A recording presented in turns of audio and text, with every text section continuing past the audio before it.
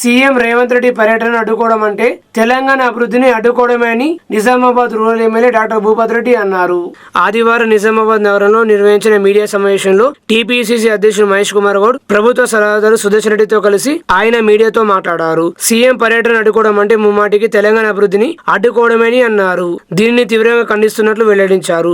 ఎక్కడ కాంగ్రెస్ ప్రభుత్వానికి మంచి పేరు వస్తుందని భయపడి బీజేపీ పన్నిన రాజకీయ కుట్రగా దీనిని అభివర్ణించారు. 2047 రైజింగ్ తెలంగాణ దిశగా బృహత్తరమైన ఆలోచనతో తెలంగాణ ముందుకు వెళ్తుంటే ఓర్వలేక బీజేపీ అడ్డుకుంటుందని విమర్శించారు.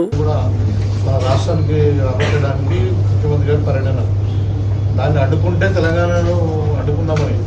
ఎందుకంటే ఇంతకుముందు ఎందుకంటున్నా అంటే నేను Telangana reorganisation, Andhra Pradesh reorganisation bill అయ్యి ఇప్పుడు 12 సంవత్సరాలు అయితే 13 సంవత్సరాలు అయితే ఇంకా వీటిని అమలుకి నోచుకుంటున్నారు.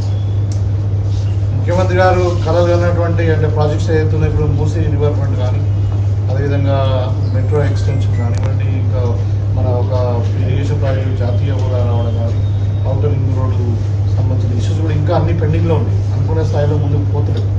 అంటే అక్కడ డెఫినెట్గా తెలంగాణ అభివృద్ధిని అడ్డుకోవాలనే ఒక ఆలోచన కేంద్ర ప్రభుత్వానికి ఉన్నది.